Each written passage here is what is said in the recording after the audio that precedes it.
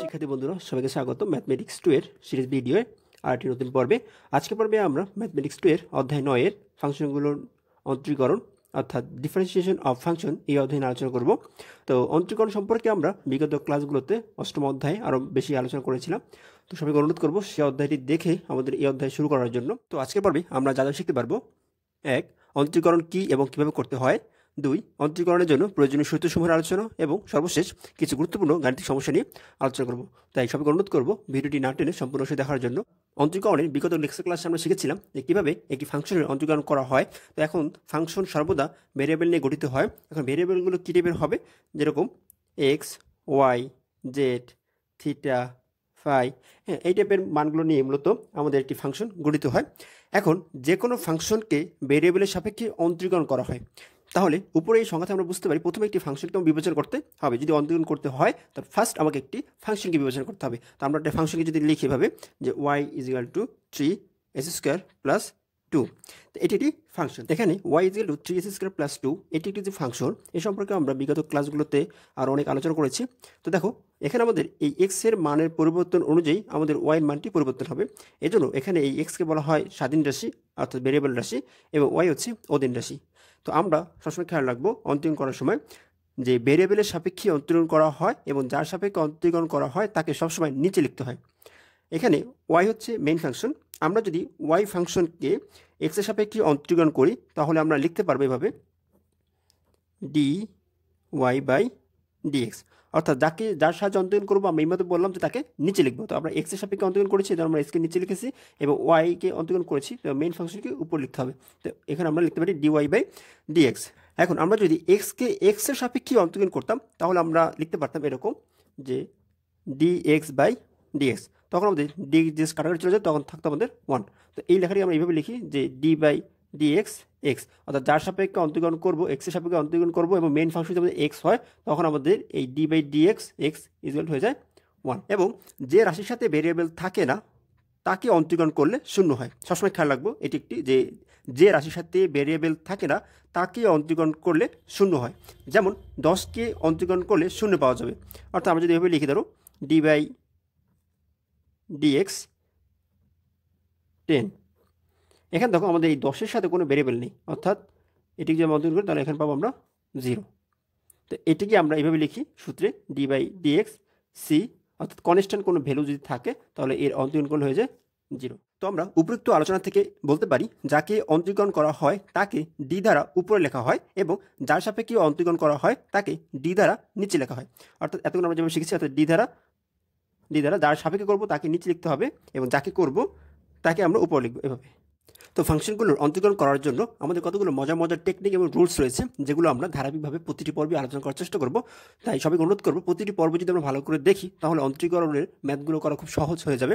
তো এখন আমরা এই অধ্যায়ের ম্যাথগুলোকে খুব সহজে করার জন্য কিছু গুরুত্বপূর্ণ বেসিক যে সূত্র রয়েছে সেগুলো শিখব। সূত্রগুলো হলো, আমরা এখানে যে সূত্রগুলো দেখিয়েছি তোমাদেরকে, এই সূত্রগুলোর প্রত্যেকটির আমরা শিখব, প্রতিটি ম্যাথে এর প্রয়োগ ব্যবহার করা হবে। তো দেখো আমাদের প্রথম সূত্রটি রয়েছে d/dx c, অর্থাৎ কনস্ট্যান্ট কোনো কনস্ট্যান্ট মানকে যদি আমরা ডিফারেন্সিয়েশন করি বা অন্তরীকরণ করি তখন সেটি হয়ে যায় 0, যেটা আমরা এইমাত্র শিখলাম কিছুক্ষণ আগে। তো দেখো এরপর রয়েছে d/dx a/x, অর্থাৎ এর উপরে কোনো কিছু এরকম যদি কিছু থাকে তাহলে এর অন্তরীকরণটি হবে a/x log e/a। এরপর রয়েছে d/dx log e/x, যদি এরকম কোনো একটি মানকে আমরা লগের e/x কে ডিফারেন্সিয়েশন করি তাহলে এ হয়ে যাবে 1/x। এরপর sin x এর যদি আমরা অন্তরীকরণ করি তাহলে হয়ে যাবে cos x। আবার যদি cos এর অন্তরীকরণ করি তার থেকে বিপরীত পরিবর্তন হয়ে যাবে, হয়ে যাবে sin x এবং এটি নেগেটিভ চিহ্নে চলে আসবে। এরপর রয়েছে আমাদের d/dx x, x এর সাপেক্ষে যদি x কে আমরা অন্তরীকরণ করি তাহলে এটি হয়ে যাবে 1। এরপর রয়েছে d/dx log e/x 1/x log e/e। দেখো এখানে সূত্র রয়েছে e/x আর এখানে কিন্তু রয়েছে e/x ax। তো এই বিষয়টি খেয়াল রাখবো যে e/x এর জন্য 1/x আর এখানে e/x এর জন্য এখানে লিখতে হবে 1/x log e/e। এরপর রয়েছে আমাদের d/dx x⁴n। এই সূত্রটি আমাদের সবচেয়ে বেশি ব্যবহৃত হবে অনেক ক্ষেত্রেই, এই জন্য এই সূত্রটি ভালো করে মুখস্থ করবো যে প্রথমে আমাদের যে পাওয়ার রয়েছে এই পাওয়ারকে আগে লিখতে হবে n, এরপর x, এরপর n-1 ইন্টু আমাদের 1। এরপর রয়েছে যদি আমাদের অন্তরীকরণের ফাংশনগুলো ভাগাকার থাকে, অর্থাৎ একটির সাথে ভাগাকার রয়েছে, তখন আমরা d/dx u/v এর এই সূত্রের সাহায্য নেব, তখন আমরা লিখব, প্রথমে আমরা ভি এর মানটি লিখব, অর্থাৎ ভি, এরপরে আমরা ডি বাই ডিএক্স, এরপর লিখব ইউ, আবার পরবর্তীতে জাস্ট মাইনাস সাইন দেবো, এরপর প্রথমে লিখব ইউ, এরপর ডি বাই ডিএক্স, এরপর লিখবো আবার আমরা ভি, এবং নিচে লিখবো আমরা বি স্কয়ার। এরপর যদি আমাদের অন্তরীকরণের যে ফাংশনটি সেটি যদি আমাদের গুণাকার থাকে, অর্থাৎ ইউ ইন্টু ভি, এই সূত্রের সাহায্য নিতে হবে, তখন আমাদের দুটি ফাংশন আছে তারা গুণ সম্পর্ক আছে, এই কারণের সাথে গুণের সম্পর্কে, তখন আমরা লিখবো D by D X U into V is equal to, তখন আমরা প্রথমে লিখবো ইউ, এরপর লিখবো আমরা ডি বাই ডিএক্স, এরপর লিখবো ভি, আবার প্রথমে লিখবো আমরা ভি, এরপর লিখবো আমরা ডি বাই ডিএক্স ইউ। এরপর যদি আমাদের ফাংশন আমাদের যোগের সম্পর্ক থাকে, ইউ প্লাস ভি, এখানে যে ইউ রয়েছে এটি মূলত হতে পারে এরকম এক্স, অন্যটি ধরো হতে পারে এরকম ধরো ওয়াই, হ্যাঁ, আবার যদি এরকম হতে পারে তো যে এখানে আছে ধরো ট্রাইস এক্স, এখানে ধরো 4x, এরকম যে হতে পারে। তো আমাদের এক্ষেত্রে আমাদের খেয়াল রাখতে হবে যে আমাদের যোগের সূত্রটি ব্যবহার করলে খুব সহজে আমরা ডিফারেন্সিয়েশন করতে পারবো। এরপর যদি থাকতে এরকম যদি মান এটি আছে log e two power x into এখানে হচ্ছে ধরো এক্স, তখন আমরা কী করতে পারতাম, এরকম গুণের ফাংশন নিতে পারতাম। এরপর যদি থাকতে এভাবে যে ধরো 1 প্লাস এক্স, উপরে নিচে রয়েছে ধরো 1 মাইনাস এক্স, এরকম যদি থাকতে উপরে যোগ, উপরে একটি এবং নিচে একটি ভাগ আকারে, তখন আমরা ইউ বাই সূত্রের সাহায্যে খুব সহজে এই অন্তর্গুলো করতে পারি। এরপর যদি আমাদের থাকে এরকম দুটি মান বিয়োগের আকারে, তখন আমরা কী করবো, D by dx into you minus V, এই সূত্রের সাহায্যে লিখবো, তখন আমরা লিখবো ডি বাই ডিএক্স, অর্থাৎ এই ডি বাই ডিএক্সকে গুণ করে দেবো, d by dx into you minus d by dx minus v, আর যোগের ক্ষেত্রে কী করে গুণ করে দেবো, d by dx into u plus d by dx v. এই হচ্ছে আমাদের এই অধ্যায় ম্যাথগুলো করার জন্য প্রয়োজনীয় সূত্রসমূহ। এখন আমরা কিছু সমস্যার সমাধান করব এবং কিছু টিপস শিখবো খুব সহজে এই অধ্যায় ম্যাথগুলো করার জন্য। তো অন্তরীকরণকে খুব সহজে আয়ত্ত করার জন্য আমরা তোমাদের জন্য কতগুলো এক্সাম্পল সাজিয়েছি। যদি এই এক্সাম্পলগুলো একটু ভালো করে প্র্যাকটিস করি তাহলে অন্তরীকরণ করা আমাদের জন্য খুবই সহজ হয়ে যাবে। এখন দেখো এই অন্তরীকরণ, এই ফাংশনগুলোর অন্তরীকরণ করার জন্য আমরা তোমাদের জন্য কতগুলো টিপস অ্যান্ড ট্রিক্স সাজিয়েছি। তোমরা যদি এই কৌশলগুলো একটু মনে রাখতে পারো তাহলে আমাদের অন্তরীকরণ করা খুব সহজ হয়ে যাবে। প্রথমে দেখো, আমাদের দেখতে হবে, প্রথমে আমাকে ডিসাইড করতে হবে এটি কী টাইপের ফাংশন, অর্থাৎ আমাদের যে প্রশ্নটি দেওয়া থাকবে এটি আসলে কী টাইপের ফাংশন, এইটিকে প্রথমে ডিসাইড করতে হবে।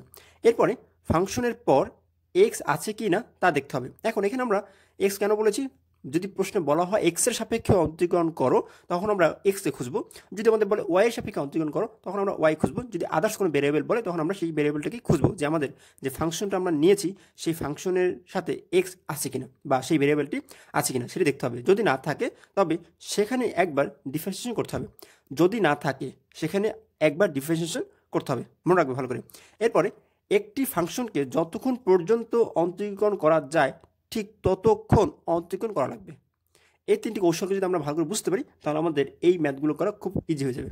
দেখো এখন আমরা কী করবো, এখানে প্রথমে যে ম্যাথটিতে রয়েছে যে ওয়াই ইজিক্যাল টু সেক 5x প্লাস 3। তো আমাদের কী বলেছে, প্রথমে দেখতে হবে এটি কী টাইপের ফাংশন। আমরা দেখতে পাচ্ছি এটি সেক টাইপ ফাংশন। এখন সেকের পরে এক্স আছে কিনা, দেখো সেকের পরে কিন্তু এক্স নাই, আছে কি 5x প্লাস 3। তো আমাদের প্রথম যে কন্ডিশন, আমরা সেই কন্ডিশন অনুযায়ী প্রথমে আমরা লিখতে পারি এভাবে ডি ওয়াই বাই ডিএক্স। এখন আমরা যদি মনে মনে কল্পনা করে নিই এটাকে এভাবে যে সেক এক্স, অর্থাৎ এখানে যে 5x প্লাস 3 রয়েছে এটিকে আমরা মনে করি এক্স। তাহলে সেক এক্সের যদি আমরা অন্তরীকরণ করি তাহলে এর যে সূত্রটি রয়েছে সাইন এক্স কস এক্সের মতো সেক এক্সের একটা সূত্র রয়েছে, সেটি হচ্ছে এরকম sec X into tan x। তাহলে আমরা যদি এখন লিখি এখানে সেক এক্স, এক্সের পরিবর্তে আমরা লিখবো 5x প্লাস 3, এক্সের পরিবর্তে লিখবো আমরা 5x প্লাস 3। তাহলে এখানে লিখতে পারি আমরা সেক 5x plus 3 into tan 5x plus 3। এখন দেখো আমরা তো আশা করেছিলাম যে সেকের পরে এক্স থাকবে, সেটা কিন্তু নাই। তাহলে আমরা কী বলেছি যে শর্ত প্রথমে যদি এক্স না থাকে ফাংশনের পরে এক্স আসে কিনা দেখতে হবে, যদি এক্স থাকে তাহলে অন্তরীকরণ করবো না, যদি না থাকে তাহলে আমাদের একবার অন্তরীকরণ করতে হবে। তো আমাদের এখানে যেহেতু আমাদের সরাসরি এক্স নাই, আছে আমাদের 5x প্লাস 3, তাহলে আমাদের কী করতে হবে, এটিকে একবার অন্তরীকরণ করতে হবে। তাহলে আমরা জানি 5x অন্তরীকরণ করলে হবে কত 5। আমাদের এই হচ্ছে আমাদের সেক 5x plus 3 into tan 5x plus 3 into 5, এটি হচ্ছে আমাদের এই ফাংশনের অন্তরীকরণ। তো দেখো পরবর্তীতে রয়েছে Y is equal to sine root over X. আমরা প্রথমে আমরা ডিসাইড করে নিয়েছি এটি সাইন ফাংশন। আমরা যদি এটাকে লিখে এভাবে লিখতে পারি ডি ওয়াই বাই ডিএক্স, আমরা সাইন ফাংশন। তো আমরা যদি মনে মনে কল্পনা করেন এভাবে সাইন এক্স, তো আমরা জানি সাইন এক্সের যদি আমরা ডিফারেন্সিয়েশন করি তাহলে হয়ে যাবে কত কজ এক্স। তার আমরা যদি লিখি এভাবে কস রুট এক্স, আচ্ছা এখানে আমাদের তো এক্স কল্পনা করে নিচ্ছে, আসলে এটা এক্স না, এটা কি রুট এক্স। এখন দেখো আমরা আশা করেছিলাম এখানে এক্স থাকবে, এখানে কিন্তু এক্স নাই, এখানে আছে কি রুট ওভার এক্স। তাহলে আমরা জানি এটিকে আরও একবার অন্তরীকরণ করতে হবে। তো আমরা আবার জানি D by D X root over X যদি অন্তরীকরণ করি তাহলে এটি হয়ে যাবে 1/2 রুট ওভার এক্স। তো এই হচ্ছে আমাদের Y is equal to sine root এক্সের অন্তরীকরণ। পরবর্তী যে ম্যাথটি রয়েছে সেটি হচ্ছে Y is equal to E to power sine X. এখন আমরা যে সূত্রটি শিখেছিলাম D by D X E to power E X, E X যদি আমরা ডিফারেন্সিয়েট করি তাহলে আমরা পাবো কি EX। কিন্তু এখন দেখো আমাদের এখানে কিন্তু ই টু পাওয়ার EX নাই, তো আমরা যদি x এর পরিবর্তে যদি সাইন এক্স এর কল্পনা করি তাহলে আমরা এটাকে লিখতে পারি এভাবে dy/dx E to power sine x. এরপর আমরা কী করতে পারি, আমাদের দেখো এখানে আমরা আশা করেছিলাম যে ই টু পাওয়ার উপরে এক্স থাকবে, কিন্তু এখানে এক্স নেই, আসে কি সাইন এক্স। তাহলে আমরা কী করতে হবে, এই সাইন এক্সের একবার ডিফিনেশন করতে হবে। যদি সাইন এক্সের ডিফিনেশন করি আমরা জানি d/dx সাইন এক্স এর ইকুয়াল হয়ে যাবে আমাদের কস এক্স। এই হচ্ছে আমাদের y equal to E to power sine এক্সের অন্তরীকরণ। তো দেখো আমরা ধীরে ধীরে কিন্তু অন্তরীকরণের ডিপের দিকে যাচ্ছি, তো আমাদের প্রতিটি স্টেপ কি ভালো করে খেয়াল করবো। দেখো আমাদের এই ম্যাথটিতে রয়েছে y equal to sine square x square. এখন দেখো সাইনের উপরে স্কোয়ার যদি থাকে এই কথাটা মানে কিন্তু হচ্ছে এই টোটার উপরে স্কোয়ার, অর্থাৎ আমরা এই লেখাটা এইভাবে লিখতে পারি sine S square whole square, এইভাবে আমরা লিখতে পারি। এখন দেখো এই কথাটাকে আমরা যদি আবার এভাবে করি যে এই যে সাইন এস স্কোয়ার রয়েছে এই টোটালটুকু যদি আমরা যদি এক্স কল্পনা করি তাহলে আমরা কী করতে পারি, লিখতে পারি এক্স স্কোয়ার।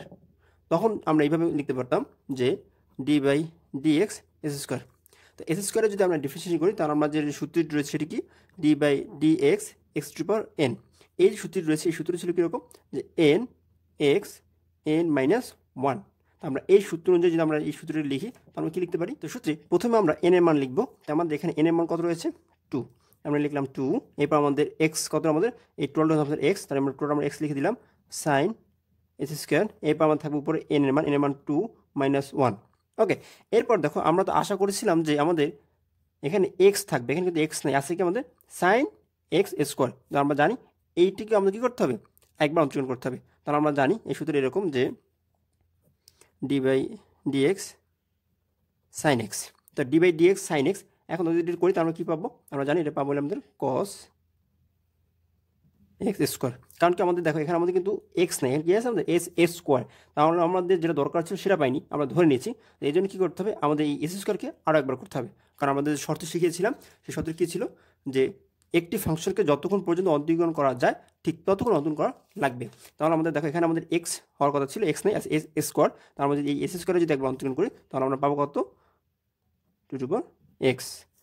ওকে, তো এখানে আমরা সাজিয়ে লিখি 2 sine S square into cos X square into 2/x। তো এই হচ্ছে আমাদের এই ম্যাথটির অন্তরীকরণ। দেখো পরবর্তী ম্যাথটি যদি খেয়াল করো, পরবর্তী ম্যাথটি রয়েছে আমাদের y equal to ln sine X whole square.